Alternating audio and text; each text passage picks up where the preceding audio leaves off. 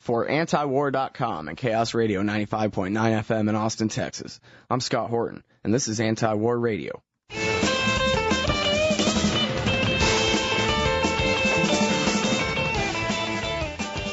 Vice President Cheney recently gave a speech where he mockingly compared the stance of the current congressional leadership with the platform of George McGovern from the presidential campaign of 1972. My second guest today says Cheney's partially right, and that's a good thing. Welcome to Anti-War Radio, Senator McGovern.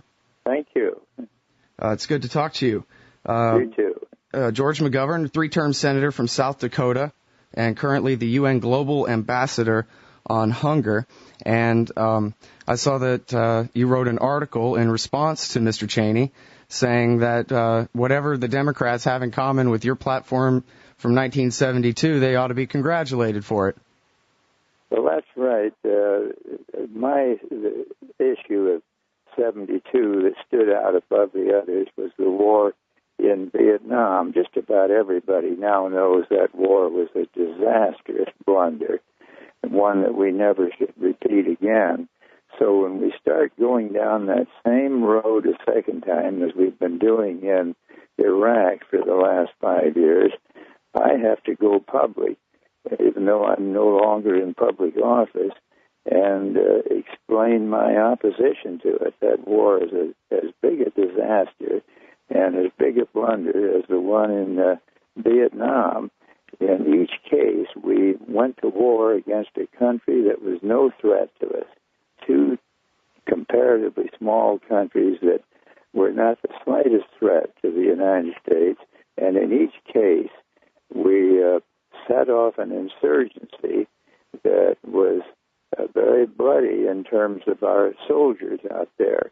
So the best thing we can do right now is to wind up this war in Iraq and then quit repeating these blunders against small countries like this that are no threat to us. Did you think it was kind of ironic that Vice President Cheney was basically implying that it was a wonderful thing that Richard Nixon won the election of 1972? That's correct. Nixon did win the election, but a few months after that, he was driven from office in disgrace for all the wrongdoing that began to surface right after the election.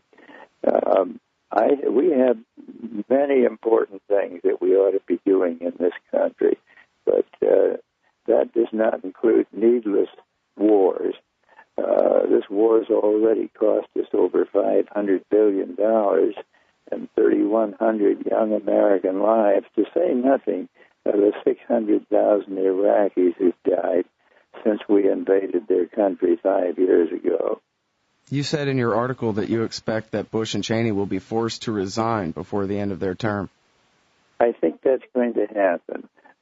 If they continue on this present course, I think the same thing will happen to them that happened to Mr. Nixon, and that is that major Republican leaders will get together and make a call on them and suggest that it's time for them to relinquish the office.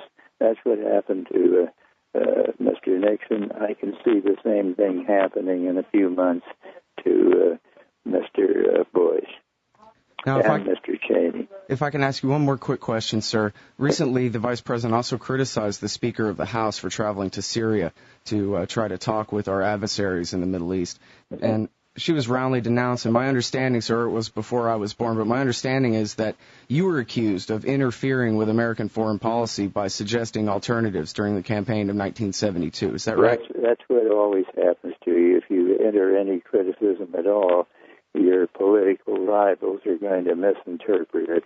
It was perfectly sensible for the Speaker to visit Syria. It's an important country in the Middle East, and we don't just talk to countries that we agree with 100%. We gave Nixon great credit for visiting with the communist leaders of China and opening the door to China. We gave Reagan great credit for talking to Gorbachev, the Soviet leader, and working out an end to the Cold War. So we shouldn't punish people who have the courage to visit with the countries that we don't necessarily agree with. Well, I sure appreciate your time this morning. Senator George McGovern, everybody.